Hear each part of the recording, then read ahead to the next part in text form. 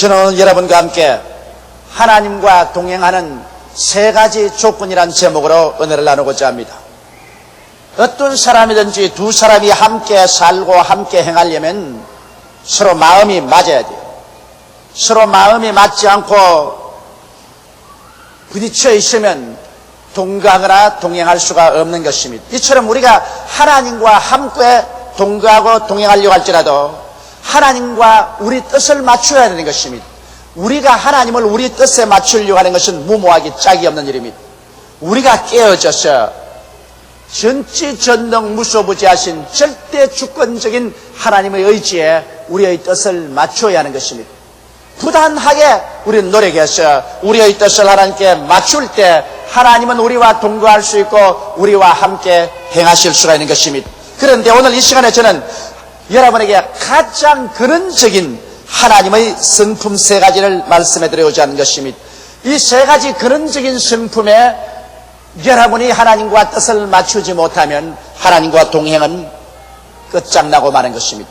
첫째로 우리가 하나님과 동행하기 위해서는 하나님은 죽은 자를 살리시는 하나님이시라는 것을 알아야만 하는 것입니다.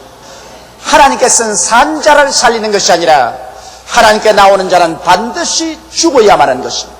죽은 자를 살리시는 것입니다. 왜냐하면 아담과 하와의 후손인 인간은 모두 다 하나님의 뜻에서 전적으로 빗나간 존재인 것입니다.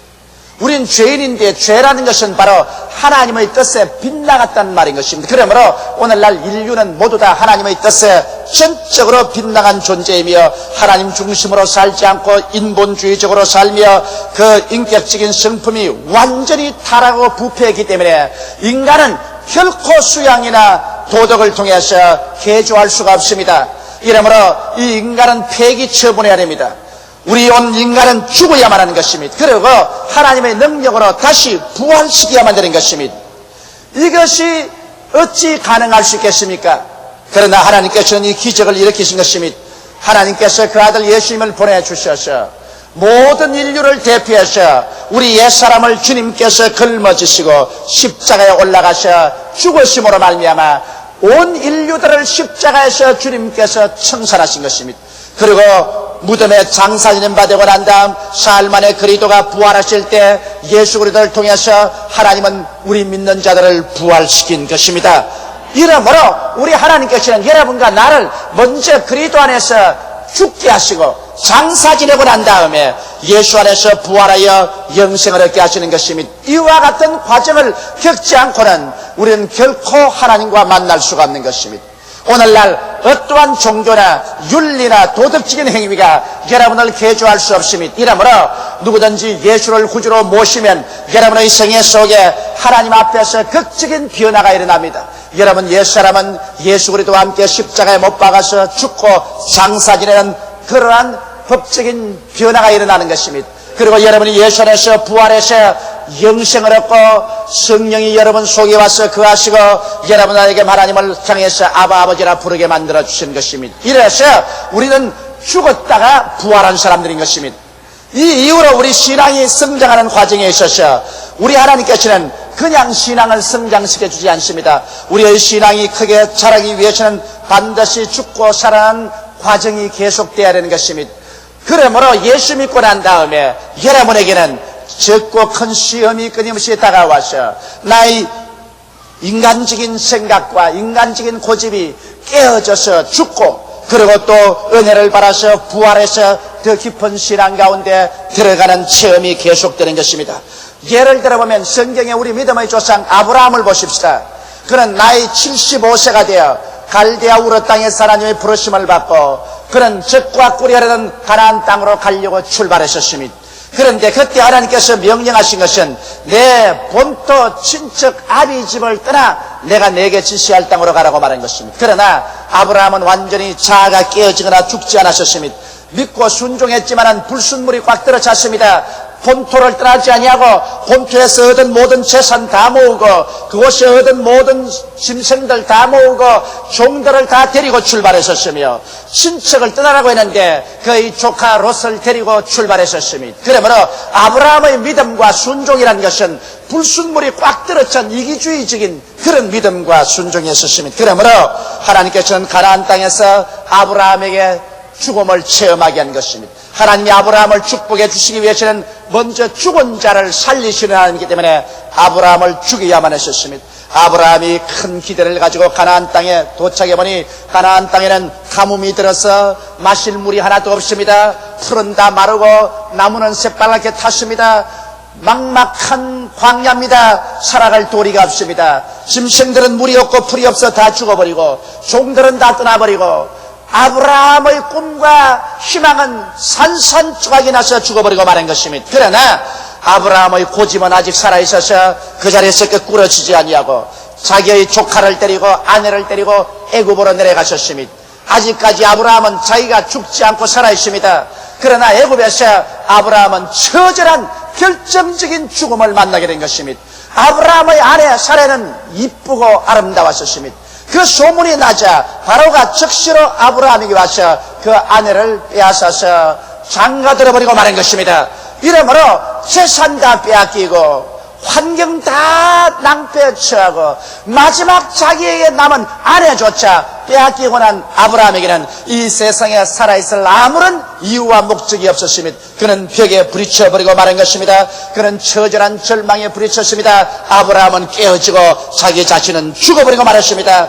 이제는 자기 스스로 힘으로 아무것도 할 수가 없었습니다. 아브라함은 하나님 아버지여 살든지 죽든지 흥하든지 망하든지 승하든지 쇠하든지 이제는 아버지의 뜻대로 하시옵소서. 자기가 깨어지고 아브라함이 죽었을 때 하나님은 아브라함에게 부활의 은혜를 다시 부어주셨습니다. 그 아내를 도로 바로에서 빼앗아서 돌려주고 그리고 금과 은과 많은 짐승과 노비를 얻었으며 그가 그 다음 가나안 땅에 하나님이 도로 돌려보냈는데 그때는 가나안 땅에 비가 넉넉히 와서 물이 있고 산천 초목이 푸르고 젖과 꿀이 흐르는 땅을 돌려주신 것입니다. 아브라함이 죽을 때 하나님께서 부활을 주셔서 축복을 허락해 주신 것입니다. 이삭도 마찬가지입니다. 100세 아브라함이 낳은 아들 이삭이 소년 시절이 되자 하나님께서 이삭에게 그냥 축복을 주신 것이 아닙니다. 반드시 죽은 자를 살리는 하나님께서는 이삭을 모리아산에서 죽여 하나님께 제물 드리도록 아브라함에게 명령하셨습니다. 이삭은 나이 어린 소년 시절에 벌써 아버지에게 묶여서 모리아산 제단에 올라갈 때 그 자신은 죽었습니다. 아브라함이 번쩍번쩍 하는 칼을 들고 그를 내리치려고 할 때 소년 이삭은 그 마음속에 이미 죽음을 받아들인 것입니다. 그는 죽은 그와 방불합니다. 하나님께서는 아브라함아 네 아들 내 독자 이삭에게 손을 대지 말라고 해서 그 재난에서 살아남았지만은 그러나 죽었다가 부활한 것과 마찬가지인 것입니다. 그렇기 때문에 하나님께서는 이삭에게 복주고 복주며 번창케 하고 번창케 하는 부활을 주신 것입니다. 야곱도 마찬가지입니다. 야곱은 깨가 많습니다. 사기성이 많습니다. 형을 속였고 아버지를 속이고 외아저씨 집에 도망쳐서 그곳에 20여 년 살면서 외아저씨를 속이고 속임도 받았었습니다. 그런 마지막 외아저씨 집에서 자기의 처자와 짐승들을 데리고 야간 도주해서 나왔었으나 야복나루터에서 죽음이 기다리고 있었습니다. 형이 400인의 군대를 거느리고 20년 동안 절치부심 그 동생에게 원수를 갖겠다고 하는 그 원한을 갖기 위해서 질풍처럼 달려옵니다. 앞에는 형의 400인의 군대가 다가오지요. 뒤에는 외아저씨가 내가 다시 내게로 돌아오면 살려놓지 않겠다고 하셨습니다. 그런 처자들과 모든 짐승들을 다 야복강을 건너게 난 다음 혼자의 편에 앉아서 기도할 때 창자가 끊어지는 것 같았습니다. 그런데 갑자기 천사가 나타나서 이 야곱에게 덤벼들어서 야곱을 정복하려고 합니다. 밤새도록 천사와 씨름했는데 아침에 천사가 손을 들어 그 환두뼈를 치며 환두뼈가 어그러져 절름발이가 되고 마른 것입니다. 이제는 달아날 도리조차 없습니다. 거기에서 야곱은 죽었었습니다. 자기의 꾀도 죽고 지혜도 죽고 총명도 죽고 자기의 수단과 방법도 다 죽고 말았었습니다. 이제는 그가 끄꾸러져서 하나님 앞에 엎드려서 하나님이여 내게 복을 주시옵소서. 그렇지 않으면 하나님을 놓아보내지 않겠나이다. 인간의 힘으로 살 수 없다는 것을 알았었습니다. 여기에서 야곱은 죽고 하나님은 그 이름을 이스라엘로 해서 다시 부활시킨 것입니다. 그는 쩔룩발이가 되어 쩔뚝쩔뚝 절면서 야복 나루터를 건너나갈 때 성경은 말하기를 밤이 그어지고 태양이 떠올랐다고 말한 것입니다. 야곱이 죽고 이스라엘로 태어나자 하나님께서 태양 같은 희망을 주신 것입니다. 세 아들을 데리고 쩔뚝거리면서 형이 오는 앞으로 나아갈 때 400인의 군대를 거느리고 질풍같이 다가오던 형은 하나님의 은총으로 말미암아 그 마음이 변화되어 말에서 뛰어내려 동생을 껴안고 통곡을 하고 울었었습니다. 그리고 자기가 동생을 치려온 그 군대를 동생을 호위해서 데리고 가는 군대로 삼고 말한 것입니다. 우리가 죽을 때 하나님께서 부활을 갖다 주시는 것입니다. 하나님은 죽은 자를 살리시지 산 자를 살려놓지 않습니다. 이렇기 때문에 사랑하는 성도 여러분, 여러분의 신앙생활 가운데 여러분은 수많은 죽음을 체험할 것입니다. 적은 죽음, 큰 죽음이 여러분께 다가와서 여러분 자아를 깨뜨리고 죽일 것입니다. 그럴 때 원망하거나 불평하거나 탄식하지 말고 믿음으로 죽음을 받아들이십시오. 깨어지십시오. 그리고 하나님 앞에서 영과 마음과 몸을 내놓을 때 하나님은 여러분과 나에게 위대한 부활을 주셔서 살리는 역사를 베풀어 주시는 것입니다. 둘째로 하나님의 성품은 없는 것을 있는 것 같이 부르시는 하나님인 것입니다. 저는 어렸었을 때 경상남도 울주군 삼남면 교동리 31번지 산장에서 태어났었습니다. 동리에서 아주 떨어진 곳, 겨울에는 산을 가는 바람 소리만 들리고 여름이면 새소리, 풀벌레 소리만 요란한 곳에서 제가 자라났었습니다. 이러므로 저는 친구가 없었습니다. 어릴 때부터 내 혼자 살았었습니다. 이러므로 많은 시간을 저는 상상 속에 살았었습니다. 친구가 없기 때문에 나는 상상의 세계 속에 살 수가 밖에 없었습니다. 저는 저곳에 범이 있다고 생각했었습니다. 걸어가면서 범이 있으니 조용히 걸어가야 된다, 그렇게 말을 했었습니다. 저기에는 여우가 있으니까 여우가 있는 길을 피해가야 된다고 나는 스스로 말했었습니다. 이런 상상 속에 살았는데 여름 방학 때가 되면 내 사촌들이 우리 과수원에 놀러 왔었습니다. 그런데 난 그 사촌들에게 내 상상 속에 있는 세계를 말했었습니다. 형, 저기 가면 범이 있어. 굉장히 무슨 범이 이렇게 있어. 동생, 저기는 여우가 있는 곳이야. 어디 가보자. 한 개 가보면 범도 없고 여우도 없습니다. 그래서 제가 이름이 났습니다. 거짓말쟁이라고. 용기는 거짓말쟁이라고. 하루는 사촌들이 모여서 용기는 거짓말쟁이라고 나를 놀려대기 때문에 제가 울었습니다. 그러니까 아버님께서 저를 불러서 앞에 세우고 난 다음, 용기야, 너는 거짓말쟁이가 아니라 너는 상상력이 풍성한 아이다. 너는 마음속에 상상력이 풍성해서 다른 사람은 도저히 볼 수 없는 것을 너는 상상 속에서 보고 있다.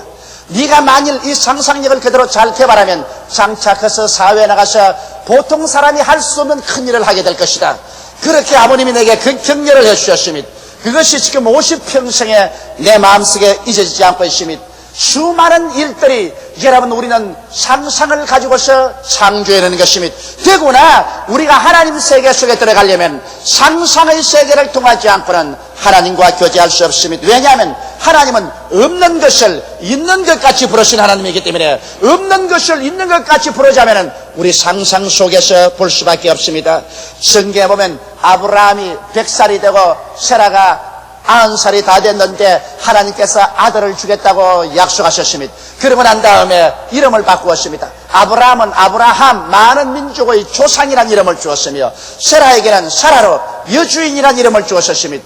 그들은 100살이 다 되고 90살이 다 됐는데 아들을 인간적으로 가질 수 없는데 하나님께서 이미 없는 것을 있는 것처럼 부르라고 말하셨습니다. 많은 민족의 조상이요 여주인이라고 부르라고 말한 것입니다. 그 일을 할 수 있는 것은 상상 속에서밖에 할 수밖에 없습니다. 실제는 도저히 생각할 수 없는 것입니다. 또한 주님께서 시몬을 만나셨을 때 시몬은 갈대였습니다. 바람 부는 대로 물결 치는 대로 성격이 움직였습니다. 금시 울었다가 금시 웃으며 금시 분노했다가 금시 화평하게 되며 금시 믿었다가 금시 낙심하는 것이 시몬이었습니다.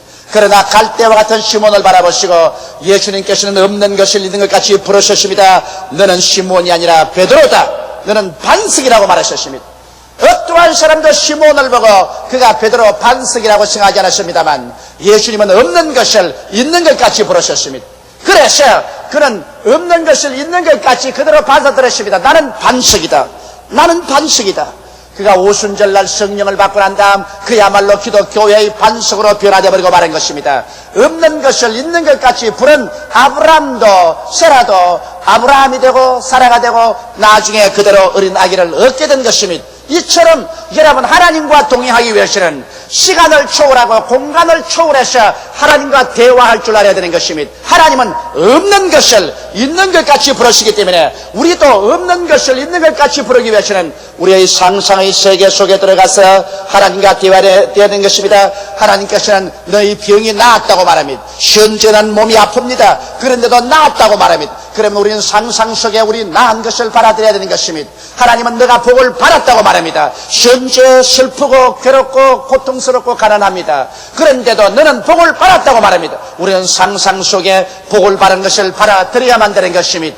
없는 것을 있는 것 같이 부르기 위해서는 여러분 상상의 세계 속에 들어가서 살아야 되는 것입니다. 이러므로 십자가를 통하여 내가 죄사함 받은 것을 상상 속에 받아들여야 되며, 내가 거룩해 된 것을 생각 속에 받아들여야 되며, 내가 병고침 받고 마귀를 이긴 것을 내 속에 받아들여야 되며, 내가 저주에서 해방된 모습을 받아들여야 되며, 내가 사망과 엄부를 철폐하고 천국 백성 된 것을 내 마음속에 상상으로 받아들여야 되는 것입니다. 이러므로 신앙의 세계란 여러분 상상 속에 받아들여야 되며, 여러분 생각 속에 받아들이고 영롱한 꿈으로서 그것이 이루어진 모습을 마음속에 그려보아야 되며, 그것을 가지고 확실하게 기도드려야 되는 것입니다. 마가복음 11장 24절에 그러므로 내가 네게 말하노니 무엇이든지 기도하고 구한 것은 받은 줄로 믿어라. 그리하면 너에게 그대로 되리라고 말한 것입니다.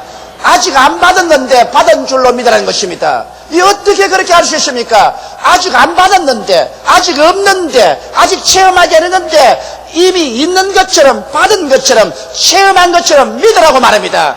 이것은 어떻게 그렇게 할 수 있습니까? 이것은 상상 속에서 그렇게 할 수밖에 없는 것입니다. 내가 기도하고 구한 것은 이미 받은 것으로 마음속에 생각하고, 이미 받은 것으로 마음속에 꿈을 그려보고, 이미 받은 것으로 마음속에 믿고 이것을 입으로 고백해야만 되는 것입니다. 없는 것을 있는 것처럼 우리는 강하게 고백해야 되는 것입니다. 나는 구원을 받았다. 나는 성결함을 얻은 사람이다. 나는 이미 치료함을 받은 사람이다. 나는 축복받은 사람이다. 나는 천국 백성이 되어서 이미 그리스도와 함께 보좌에 앉아있는 사람이라고 굳세게 입으로 시인해야만 되는 것입니다. 무엇인지 땅에서 매면 하늘에서 매일 것이요, 땅에서 풀면 하늘에서 풀리라는데 우리의 믿은 것을 입술의 말씀으로 힘차게 계속 묶어놓으면 우리는 그 믿음대로 되어버리고 마는 것입니다. 이렇기 때문에 하나님과 동행하기 위해서는 여러분과 나는 이 육신의 감각의 세계를 초월해서, 이 3차원의 세계를 초월해서 영의 세계, 상상의 세계, 꿈의 세계인 4차원의 세계로 들어가야만 되는 것입니다. 없는 것을 있는 것 같이 부르시는 하나님을 쫓아서 우리가 말씀을 듣고 기도하고 그러고 난 다음에 우리는 없는 것을 있는 것 같이 마음속에 받아들여야 되는 것입니다. 어린애기를 잉태하지 않은 부인이 아무리 애를 쓰고 힘을 써도 어린애기를 해산할 수는 없습니다. 안 가진 어린애기를 어떻게 낳아요? 이처럼 여러분과 내가 내일의 위대한 기적을 창조하기 위해서는 마음속에 없는 것이 있는 것처럼 잉태해야만 하는 것입니다. 없는 것이 있는 것처럼 여러분 생각 속에 받아들여야 되고, 영롱한 꿈으로 그려봐야 되고, 믿음으로 받아들여야 되고, 없는 것을 있는 것처럼 우리가 입술로 굳세게 잡아 시인할 때 이것이 여러분의 내일 운명을 변화시키고 환경을 창조하며 없는 것을 있게 만들어 주시는 것입니다. 아무것도 마음속에 받아들이지 않은 사람은 내일에 아무것도 소유할 수가 없는 것입니다. 그러므로 우리가 하나님 앞에 말씀을 받아들이고 우리는 기도함으로 말미암아 여러분 없는 건강을 있는 것처럼, 없는 승리를 있는 것처럼, 없는 생활의 축복을 있는 것처럼 마음속에 믿음으로 받아들여 잉태해서 이것을 소유하고 믿음으로 시인할 때 하나님은 그대로 이루어 주시는 것입니다. 이러기 때문에 오늘 하나님의 성품이란 없는 것을 있는 것 같이 부르시는 하나님인 것입니다. 한번 따라 말씀하세요. 없는 것을 있는 것 같이 부르시는 하나님이시라. 이 성품을 모르고 여러분이 하나님과 교제하려면 실패해버리고 마는 것입니다. 셋째로 하나님과 동행하기 위해서는 믿음에 견고하여져야 하는 것입니다. 여러분이 믿음을 얻고 난 다음에는 하나님이 믿음이 견고한가 아닌가 반드시 한번 시험해 보는 것입니다. 하나님께서 두들겨 보시고 흔들어 보시고 밀어 보시는 것입니다. 이러므로 시험을 당하지 않은 믿음이란 믿음이 아닌 것입니다. 내가 왜 믿었는데 아직 시험이 다가오느냐고 하는 사람이 있습니다. 믿음이란 반드시 시험의 돌풍을 지나게 되며 물과 불을 통하게 되는 것입니다. 이러므로 아브라함은 이러한 시련을 통과한 것입니다. 성경에 보니 아브라함은 바랄 수 없는 중에 바랐다고 했었으므로 믿음이란 초이성적인 것입니다. 내 인간의 이성이나 과학적으로 생각되는 것만 믿고 그렇지 않으면 못 믿는다면 믿음이 아닙니다. 믿음이라는 것은 초이성적으로 여러 가지 인간의 이성과 과학적인 반대를 불구하고 이것을 극복해야 되는 것입니다.